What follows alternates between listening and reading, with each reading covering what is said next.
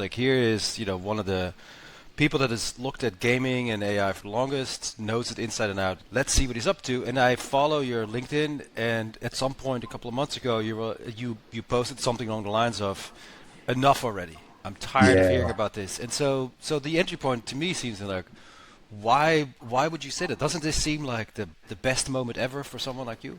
What's your discontent? Yeah. I mean, I still love AI research, but I kind of hate AI. It's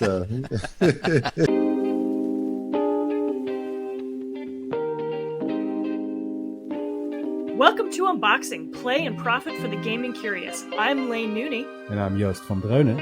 and we're here digging deep on why games matter in today's economy.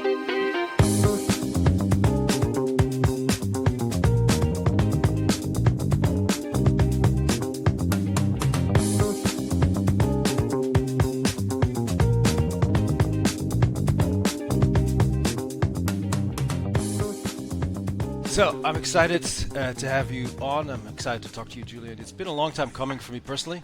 I've yeah. seen your name around. I've been quoting you extensively.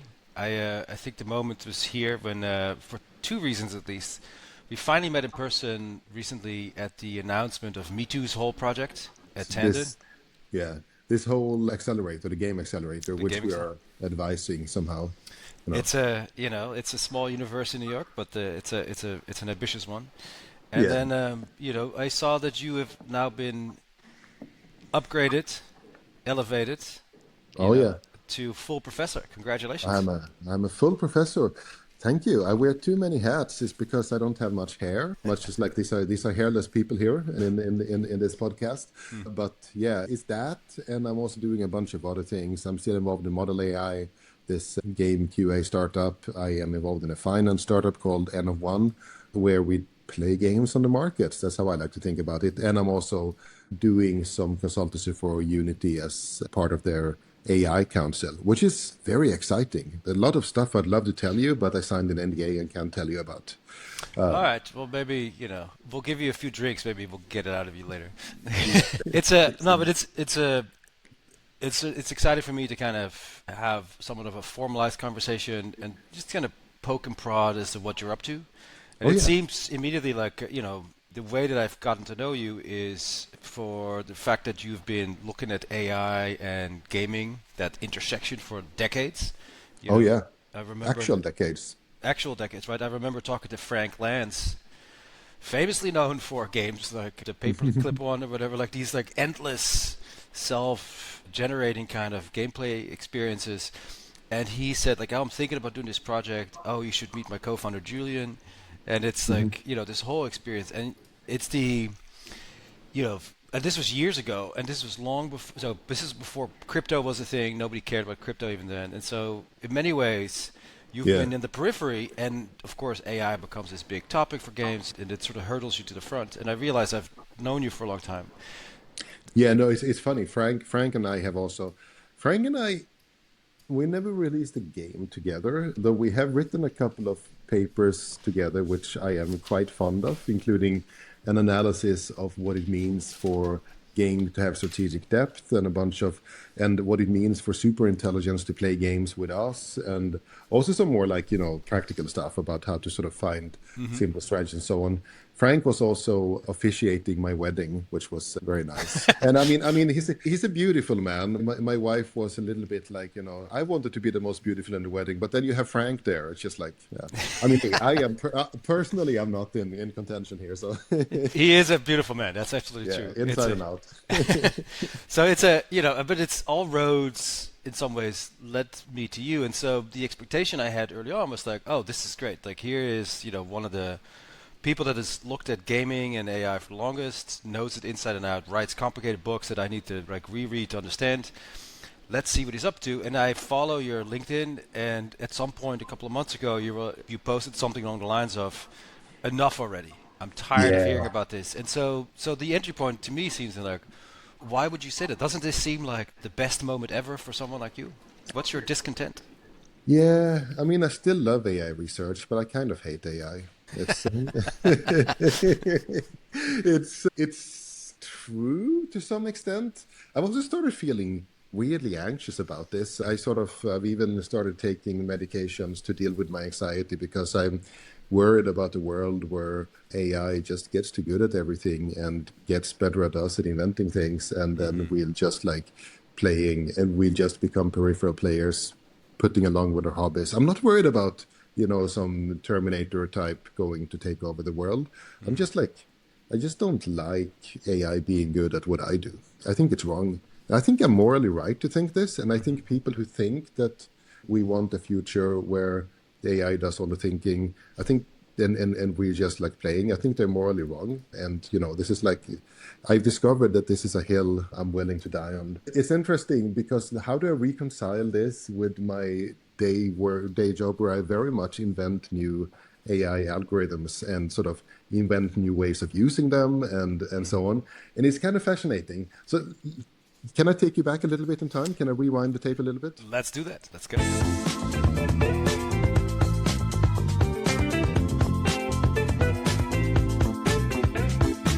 Okay, right. It's your show. Yeah, so basically, very, very briefly, I wanted to study philosophy so I can understand the mind because I hated math and wanted nothing to do with math when I finished high school. I was very bad at it. And you know what's the beautiful thing about being a tenured full professor at like one of the best universities in the world? It's that you can say like, you can just like admit that I don't know any maths. I don't know I don't know how to differentiate, You have to become a professor to admit you don't know anything. That's fantastic. Exactly. It's beautiful. It's just like the Socrates moment. But it's true. It's just you put me in front of introductory college maths textbook, and I'm like, what is this? I don't know what to do here. And it's always been the case. So that's why I wanted to be a philosopher. But then I was too impatient. I wanted to build things, so I gradually became a computer scientist, and to a complicated path we're not going to retrace, I sort of did a PhD in computer science so I could do artificial intelligence, I could understand the mind. And then I discovered like, robots are boring because they are slow and cumbersome and stuff, but video games are great. So I started my PhD in 2004 and nobody was doing this. This was just like, people were not taking this seriously.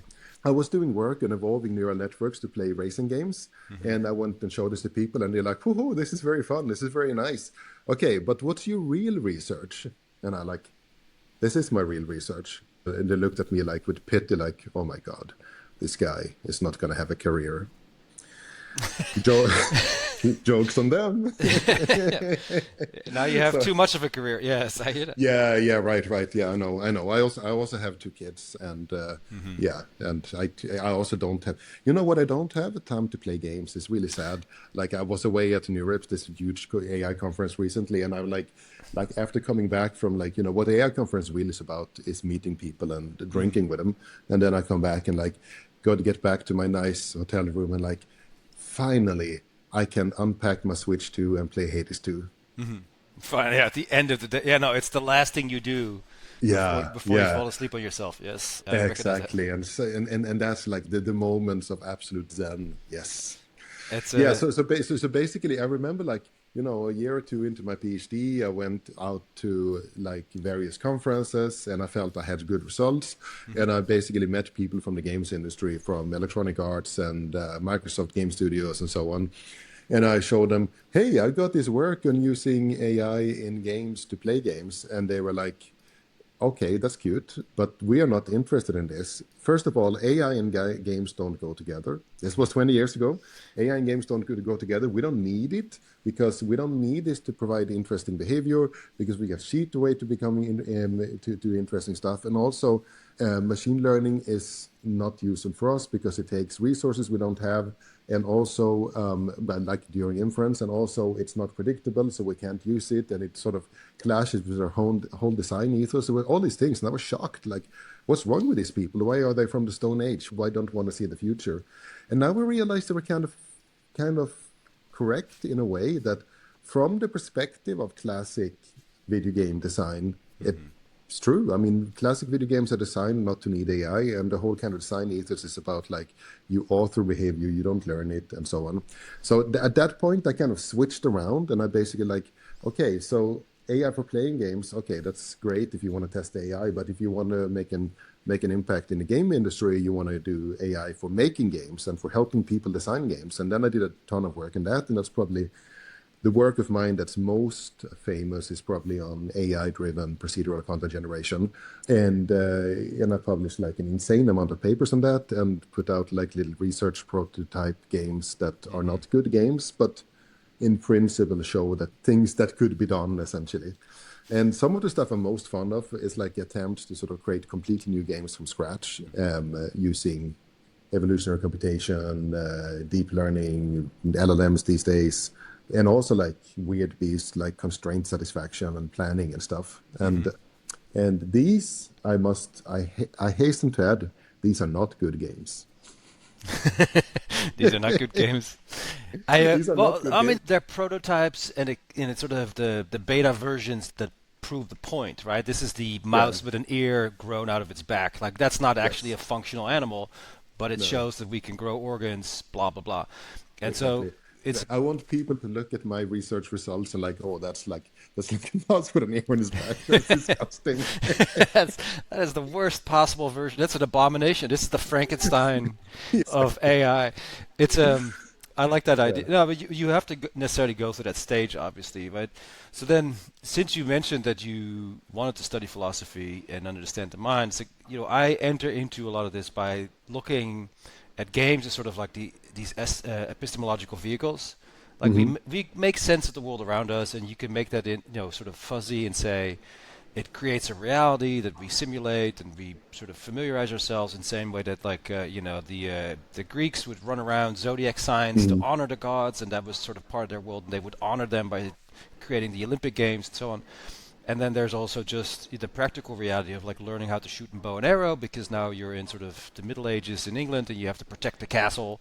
And so that was a contest of who could shoot the bow and arrow best. Hmm. And so play and games in general always have had a whole bunch of varieties in terms of how they were shaped by their environment.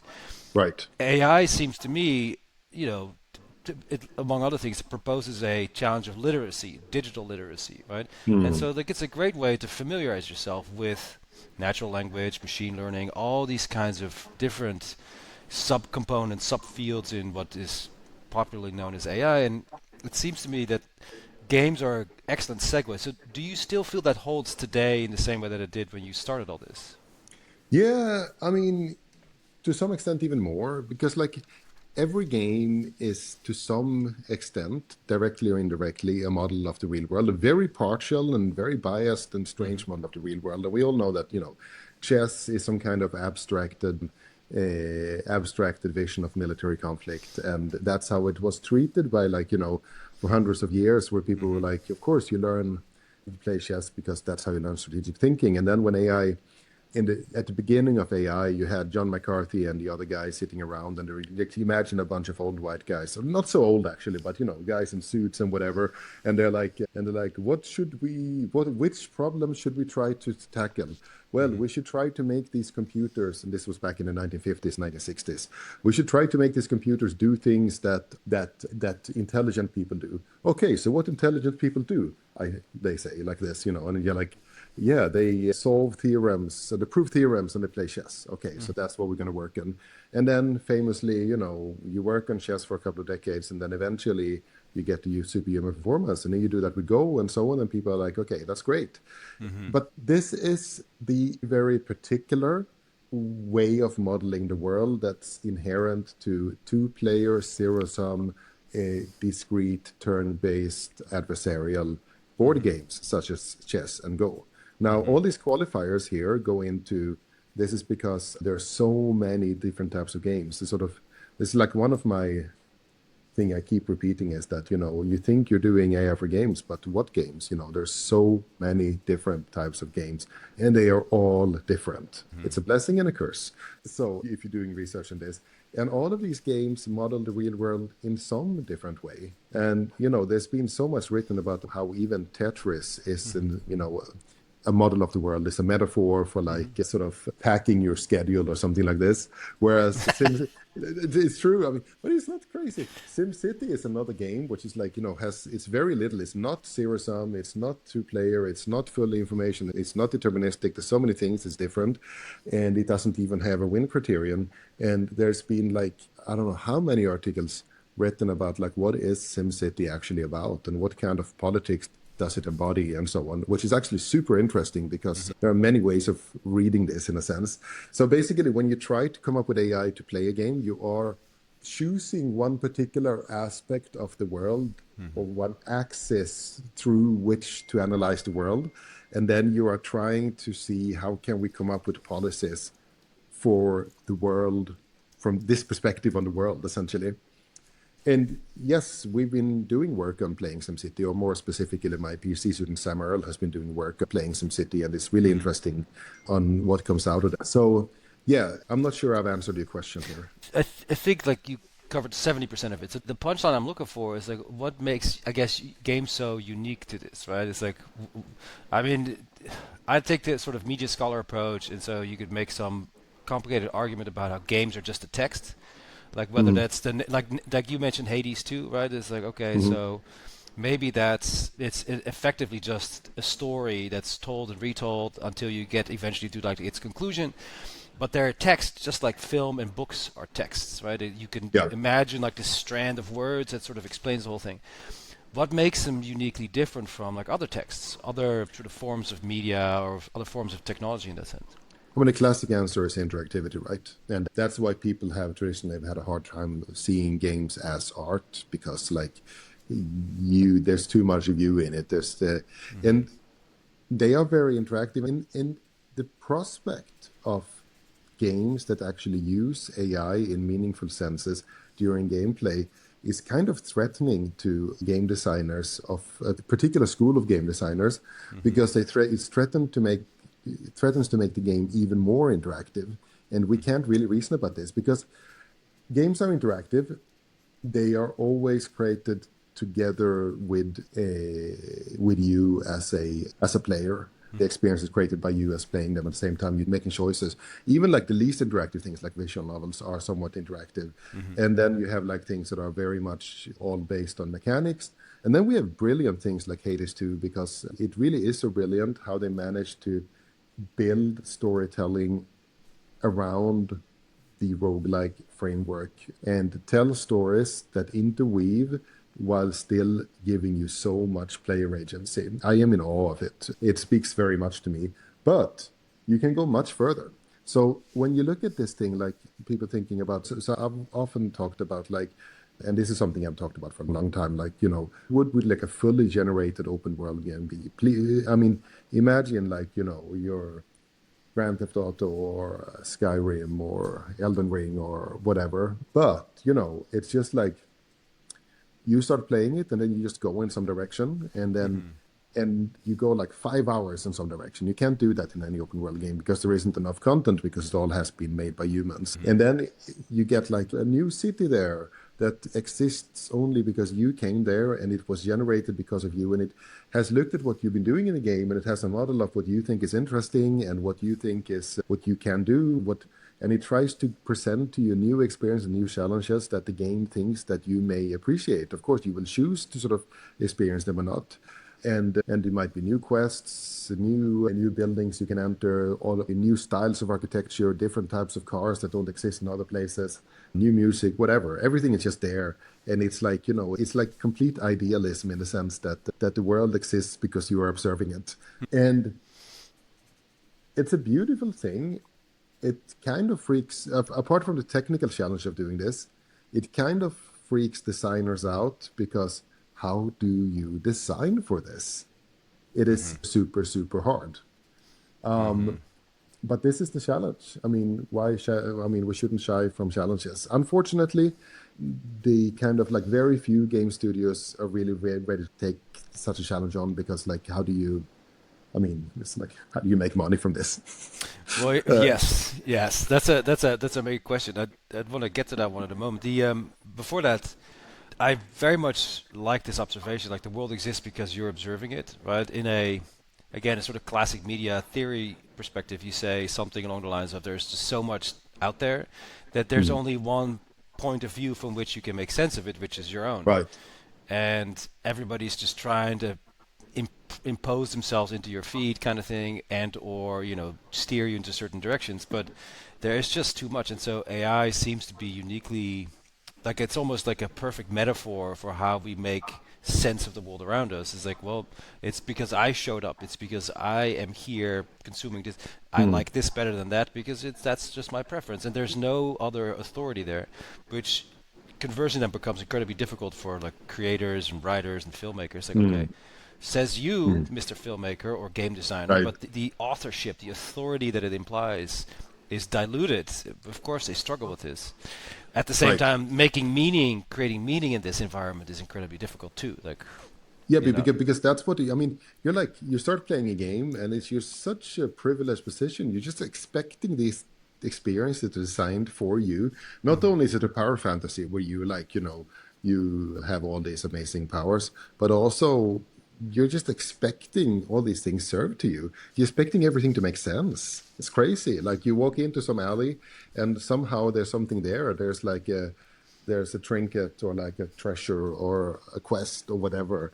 So, and this is why you play a game instead of just taking the R train to some random part of Queens and just walking on a street you've never been to and just expect things to happen because that's kind of, you walk into a bodega and like, haha, do you have a quest for me? No, you do not have a no, quest piss for me. off, get out of here. Exactly. Yeah, it seems like if you live in a city for a little while, you become a little bit more realistic about what these open world environments should be like. It's like I Yeah. get it, like you expect it all to be about you, like in GTA, but like people don't have time for you. That No, you're you, just like one of millions of people. which is equally the most frustrating and depressing, as well as one of those liberating things about large cities. You're like, yeah, nobody Yeah. cares. Just Yeah. carry on. Yeah, yeah, It, I love that going into New York. It's like you look around and it's like people could be literally be the most important people in the world, and the city is just piss off. You know, yeah. it's like you do your thing. Are you gonna take the seat of the subway, or am I sitting down? Like that's the only interaction we need to have. Exactly. Get out of the door. Uh, That's really fun. So I think that's there's a fantasy in there that is ultimately sort of failing. Like mm, it just can't be like, because you are expecting some kind of enormous computational copy of this idea that you have in your head to manifest in real time in a way that mhm, only you would understand and would enjoy it. Is like that's super stupid because nothing else is like, it seems like the economic underpinnings for all of this are flawed, right? They're limited at least by scarcity because they require processors. You alluded mhm, to this already, like the economics. It doesn't make sense for a game designer to build these kinds of things because it's hard to integrate. Well, but you've seen this industry kind of grow up. What do you make of the contemporary environment with investments and hardware mm. and all of these like these headlines that you see? Like, does that encourage you, say like, oh, it's accelerating and growing, or does it discourage you, saying like, oh, this is going exactly the wrong direction? Huh. I mean, first of all, when it comes to AI, we are obviously in a bubble. If this is not a bubble, I don't know what a bubble is. This is hmm just like making, I don't know, you're Dutch, right? Like, you know the tulips and stuff. I was there. But Yeah. yeah, yeah, it was you. So it was now, but more realistically, it's like railroads and radio and stuff like this, where like hmm there is an obviously useful technology that you might even call world changing because of how widely applicable it is to so many interesting things, and people are just falling over each other to throw money at it because they're worried about like FOMO, and then there's a lot of like very questionable capital allocation going on. So I've seen you see startups funded with like insane amounts of like money for like because they have like two people that are smart hmm and that have many Twitter followers or something. So am I saying is this FOMO on my part? I don't know. But anyway, Well, so let me just what let me get to the thing. Like, why didn't you raise $200 million to build some kind of AI bubble-driven game yeah, thing, some think who tank? says I'm not? No, but we started raising money for Model AI Uh huh. in 2019 hmm and technically 2018, But basically back then it wasn't that hot, and AI for game QA. Also, we chose quality assurance in games because we thought that was like, relatively low-hanging fruits, and it turned out to be very hard.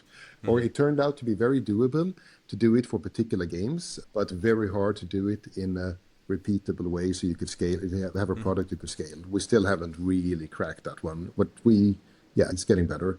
But then, and it's like these days, maybe you could raise, like what are they called? General Intuition. That's an interesting company. They're doing things that I and many others have talked about for a long time. Basically, like, hey, get lots of data from the players and try to get data that's not just pixels, but like other stuff from inside the game engines, and try to learn dynamics of the world, try to learn behavior and so on from it. I think something really interesting is going to come out of that company, General Intuition. How applicable it's going to be to other things, I'm not sure. And I'm not actually even sure how applicable it's going to be to games, because I'm not sure these models are going to be useful runtime in a game. Maybe that's actually going to be useful for quality assurance. I don't think they're going to make money for the investors. Well, we'll see. I mean, it's so for context, like for those who are listening to this who don't know General Intuition, it's a recently founded startup, sort of a spin-off from Metal TV, run by Pim de Witte, another Dutchman.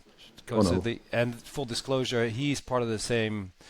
His company's part of Makers Fund, where I'm an advisor. So whatever, take that for what you will. Okay. But so they raised $133 million to use all this this player behavior data, this video streaming data, to build and train these models for spatial awareness type of AI, which is the next generation in AI, et cetera, et cetera. So it's a useful, unique data set that they can use to train and therefore improve the technology in a meaningful way. Yeah, and they're chasing more useful data sets from various large game developers, not game companies.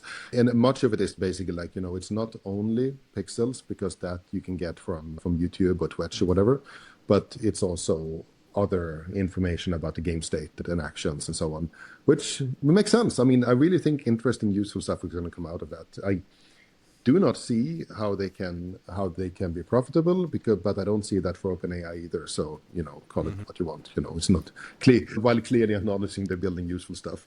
I mean, it's like in a sense, there's a beauty to a historical moment like this as well, where people are just like shoveling money into the furnace, basically. Yeah, it's true. It's true. I mean, I'm old enough I've been through several booms and busts and financial crises. And just like, it's sort of an ecosystem reset when some of the biggest companies, like you see it now, like Netflix tries to buy Warner Brothers, then Paramount Skydance comes in with a bigger hostile takeover bid.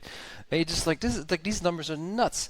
But okay, have at it. And so somebody's going to just, are just like, exporting hundreds of billions of value out of the ecosystem to reset things for like a reasonable moment again. Yeah. I think that's sort of just a cycle. It's just an economic cycle. It's creative destruction thingy. So anyway, so this is really interesting because, like, obviously, is anyone who has tried to make modern language models and even video language models play games, you get these bizarre things. Do they know the games? And if it's a well-known game, the model will know a lot about the games. It will know a lot about, like, what objects there are and, like strategies and word and so on. But then it does not do any spatial reasoning. Current video, I mean, this is December 9th, 2025, timestamp. Current video language models cannot do spatial reasoning almost at all. And they're extremely bad at it. What is spatial reasoning? Like, I am seeing in front of me, I am seeing, a little plant and several chairs and a table. And to put this plant onto the chair, I would need to lift it up, move it to the right and put it down on the chair and basically give me, how much should it be moved and when, in which order. And current video language models just like completely cannot do it. We've done recently a bunch of like benchmarks where we had them try to have them play simple arcade games, in particular simple arcade games that are not well known. Things are coming out of our GVGI platform or Puzzle Script and so on. And very cool. Complete failure. And these are the kind of games that, people might listen to this and but wait, didn't DeepMind show back in 2015 you could train reinforcement learning to play all these Atari games? Yes, that is correct. And that is easy to do. But that is using an algorithm to train on a particular game and make it play that game. Now, this is using a general purpose model that has not been trained particularly on this data, on this game. And that's a completely different beast. It's like, not comparable. The kind of, when people look at success on AI for games, they tend to forget the generalization specialization axis. And then, of course, they tend to forget like knowledge about versus knowledge how, like basically, especially when it comes to spatial aspects. So will we get to the point where we have good models that can just look at a novel game and play it to some extent? Possibly. Google's SEMA 2, which is like, as far as I understand, largely builds on specially tuned versions of Gemini, but there's a bunch of other things. They haven't gone out with a special with the details. It's probably the most advanced attempt currently at having something like a game playing agent that you can just prompt. And interestingly, they haven't released it yet, which is a very good sign that it wouldn't stand up to scrutiny. They have some nice demos, but we have a long way to go there. Basically. Right, and so it's the next sort of frontier in many ways. Like if you can solve for this, that puts you in a position. It's one of the frontiers, and even then, if we manage to do that, like there's several caveats here. One caveat is that that's only looking at games that are first person and obeying something like the physics we experience at the human scale in the everyday world, which includes a whole bunch of things, like a lot of first-person games, like a lot of FPSs and stuff like this. But it does not include Tetris, it does not include Myst, it does not include text adventures, it does not include like StarCraft and Super Mario Bros. And so many other things. So, and because these operate in their own rule space. Then the other caveat is that I'm just saying take a real actions, because actually playing a game, every game is different. Every game has its own rule set, and you kind of, games are designed so that you need to learn the rules by repeatedly playing them. It's often, for many games, it is literally impossible to get it right on the first try because you don't know them. They're not designed to be solvable from the first try.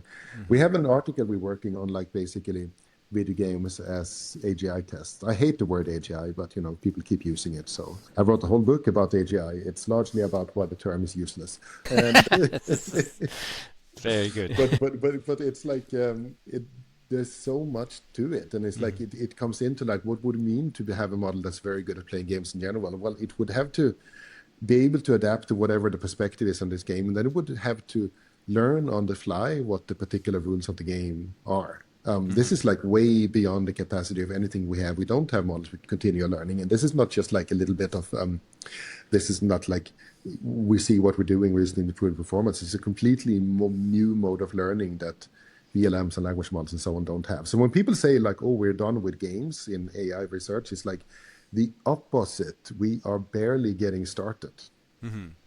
It's fascinating how the opportunity is sort of palpable and well funded at the same time, just still light years ahead of us, right? In preparation for this, you sent me a few articles that speak to different, I guess, examples of this challenge, right? There is how to turn stories into playable games, like with Word to World.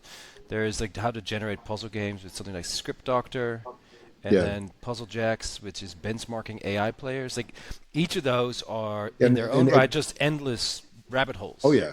And this is, by the way, somewhat representative of what my lab is doing here. We're kind of split between methods for that are more focused on games and things that are and then things that are like core AI, and then things that are AI benchmarking with the games. But if everything tends to include video games in one form or another, because like, why would you do anything in the world without video games? It's like, it doesn't make sense to me. No, look, I'm currently sitting here at this N of one, this AI for finance startup. We don't technically do video games, although trading strategies, it's kind of like game playing. It's that's how I see it. Have you ever played EVE Online? You know that it's a very blurry universe. Like it's one and the same and different. Yeah, right. I have not played EVE Online. I have watched people play EVE Online, because even my former PhD student Tobias, who had he had a taste for very complex games. Even he was like explaining to me that there's no learning curve, there's a learning wall. Yeah, it's a learning wall. Like Evil Online famously is like very unfriendly. It's the Yeah. opposite of World of Warcraft in that sense. But I remember having these students come in and they would say, "Oh, my dad is a day trader, and to relax at night, he plays Eve Online with six different screens, like trading fake space minerals." And that Awesome. was that's how he was calming down after a day of day trading. I mean, it's just wild. That is fantastic. Yeah. So Um, it's so those are the examples. So then, I'm curious to see that like it's. I mean, I'm much simpler. Recently at New Rips, Mhm. I went out drinking with my research colleagues, Mhm. and then I went back home to play Hades 2 and went drinking with like Odysseus and so on. So it's like, same. There you go. It's like it's just a metaphor in the end, and it really. Yeah, yeah, the So aspect of the world. so in the 20 years, like, what do you feel has been like the most tangible or the most, like, where have you seen the most progress in this? Like, where has it proven itself to be actually useful towards real world applications, being trained on games data or any of those things? Like, The what's come last out of part, this? I mean, I had like a whole bunch of good answers to your question until you got to the point about real application trained on games data. You know, Can we stop? No, it's this is something that people have kept like for a long time. People were like, "Okay, so you're working on AI for games, yeah, but how is this useful for the real world?" And I was just like seething inside, like, Mhm, mhm. Can't we just care about games? Why do we have to care about what's so fun about this real world after all? And it's also annoying because I keep talking about how they're all the models of the world, but Mhm. like coming up with examples where learning in a game actually improves performance on something in real world is really hard. What I can say is that there are algorithmic achievements that have been powered largely through games that have been very useful for many other applications. Mhm. This is very easy. So basically, Monte Carlo research, which is the MCTS, it's the unsung hero beyond so many things, and it was basically developed to play Go. It was 2006 to 2007, and it really changed the game of Go, AlphaGo, which everybody knows about the neural networks, but Mhm. the kind of beating heart behind it is Monte Carlo research, which is then augmented with neural networks. So MCTS is used in so many things. I've heard about it used for planning factory production. It is used for planning paths. Used for like, it's such an extremely useful stochastic planning algorithm, which has in advantage of our other planning algorithms, takes a lot, Mhm. handles noise and impreciseness much better. So that's one great thing. The other thing, obviously, is the great success of reinforcement learning. When I started, reinforcement learning was a thing that worked in theory, but basically never in practice. And when I took my first AI class in 2000, the one example people always brought up was TD Gammon, was this Jerry Tesauro's temporal difference learning for playing backgammon, which he Mhm. did in 1992, and it worked. And everybody was like, "Wow, it works!" And just do it for something else. And basically nobody got it working for anything, essentially. And then the success of deep reinforcement learning, which the crowning, the big moment was the DeepMind's Nature paper from 2015. Mhm. That was using Atari games, and then for like several years, everybody used all these Atari games, which has its own set of issues. Especially is like, I, when did you last play original Atari 2600 games? As long as possible ago. Like, I'm Yeah, not. I don't look back like that. Like yeah, probably the 90s. yeah. I recently got myself this Atari Game Station Go with like a lot of a lot of. It's a nice little device with a lot of like classic Atari games, but the Mhm. 2600 games, they suck. They're very bad, Yeah. which I Yep. understand because it's a system with no video memory and 128 bytes RAM. I think it's amazing that they managed to make games that worked at Wow. all. Ian Yeah. Bogus has a good book about that, like Raising the Beam, about like how it was even possible to program this thing at all. But Yeah. anyway, It's wild. it's wild. The Commodore 64 was just light years better, So it's like, uh, but anyway, so this paved the way for like in like deep Q learning, later on proximal policy optimization, and so on, PPO.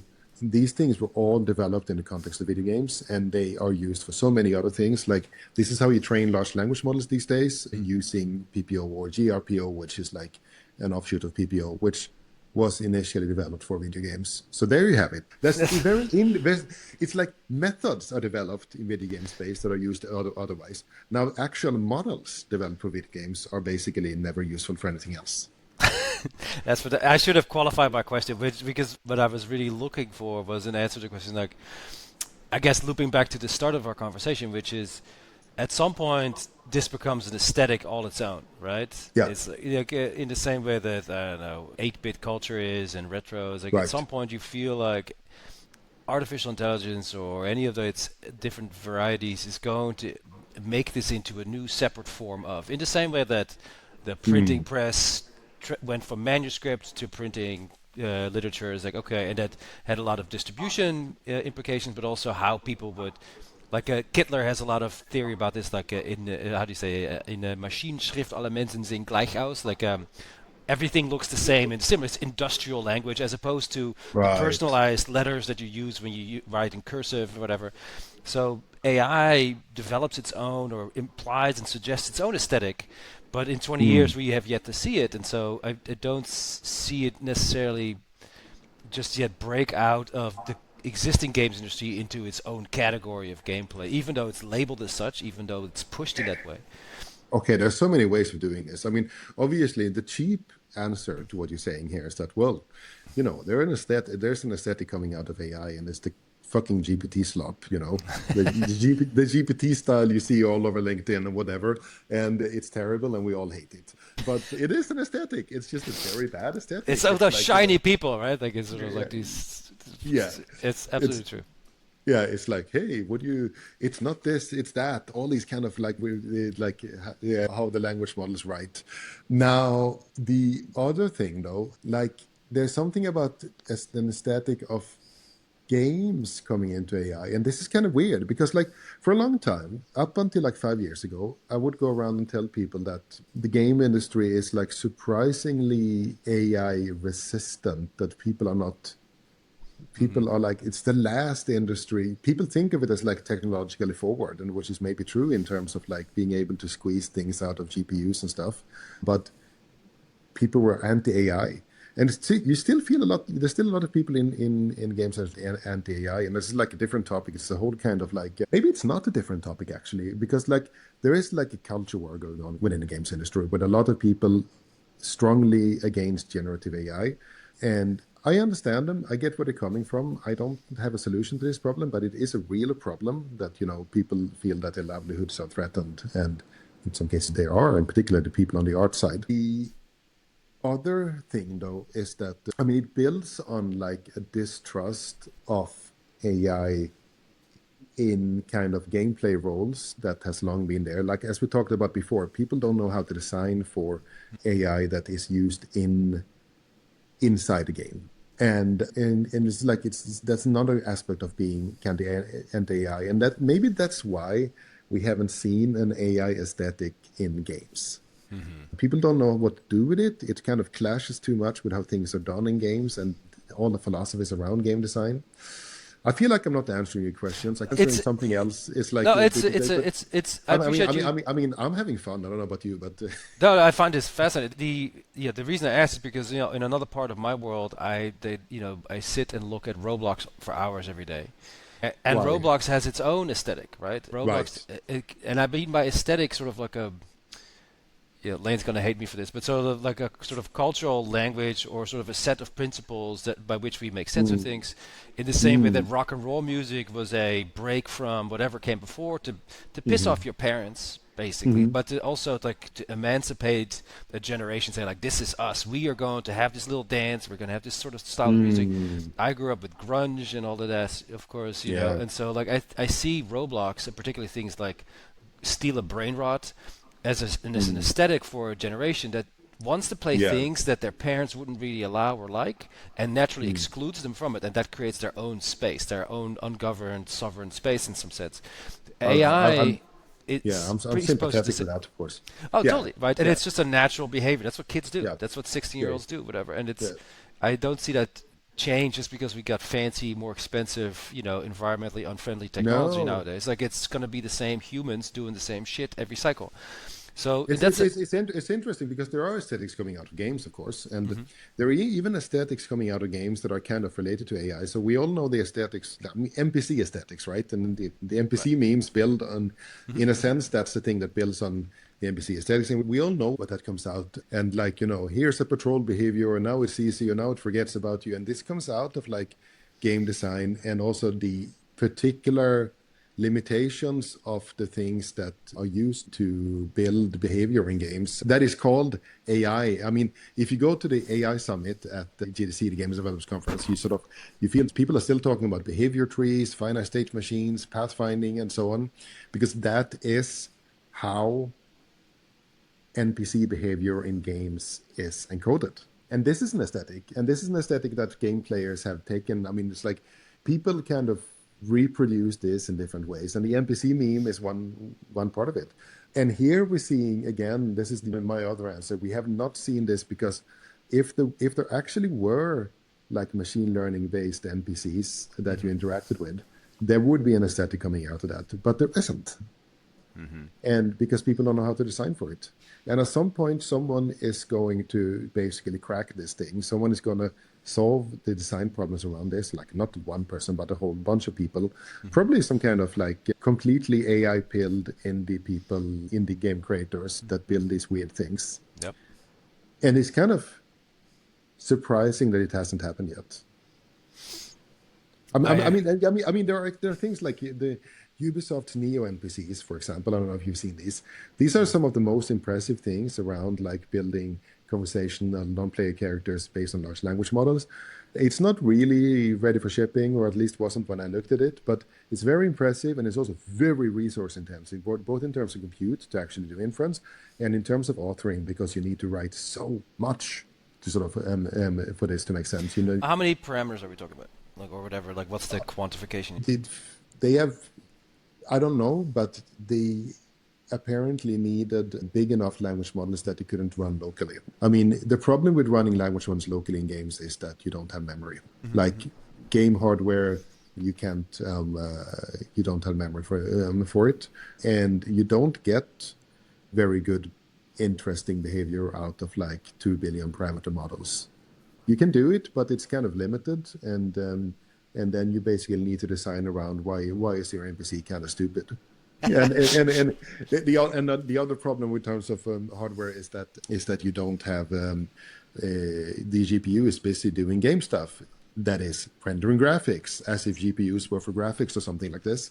And then this runs into the economic problem. Of course, you can use like Gemini or Claude or whatever on the back end, but then that's going to be really expensive, and that doesn't work with economic models of games, because then you're going to have to pay several cents for every kind of conversation, and that doesn't work with economic models of games.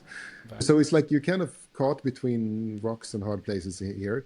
What we needed would be like, it's not a massive revolution, but what we needed is for like game consoles or like phones or something to have maybe 32 gigs of RAM, so you could use 20 gigs of those for the language model, or 25 gigs, and then things could right. And then you can start doing stuff. It's not really far off, but we're not quite there. Yeah, that's fantastic. Yeah, the technology has to catch up. Yeah, I mean, but then the design. So basically, in this Neon NPC thing. So basically, you have all these non-player characters. In one of the demos that I played, you are like trying to get into the resistance, and you're planning heists with the resistance and so on. They actually managed to build some decent gameplay on top of it, and I'm impressed, because this was a very impressive project involving both like writers, designers, and tech people, and they all knew what they were doing. But the amount of authoring is huge, because then you're meeting this guy from the Resistance, so you can ask him anything. You can just talk at him, and he needs to respond. And you can ask him, what's the price of a liter of milk? Okay, this is a cyberspace world, year 2150, you're on a space station. How should he respond? What is the price of milk? What's the currency they use? Do they even have milk? Like, these things. Like, what kind of milk is that? Yeah. It's like instead of authoring an NPC where you author like 4 lines of dialogue in a dialogue tree, you have to author a whole world, and it's like right. Super. So when people are worried about AI means that you're not going to have authoring, this is an interesting example to basically to raise that you need a lot more authoring. It's like hard authoring. It's like, but you need to design also. You need to design the world. The gameplay needs to come out of the whole system, which is like a very different way of designing than what you typically do. That's fascinating. Julian, I want to thank you for entertaining all of my questions. Obviously, for this one, and I'm sorry congratulations for again. misunderstanding them, but yeah. No, I feel like this is going to be the beginning of a longer conversation you and I have. Yeah, Some we of need it to. online that we'll share. Some of it will be over beers, no doubt. Yes. Congratulations again on making Full Professor. I look Thank you. forward to seeing more of your work, and let us know when you have something to launch. Thanks for joining Awesome. us. Appreciate it. Okay. Thank you very much, Joost. Right. See you later.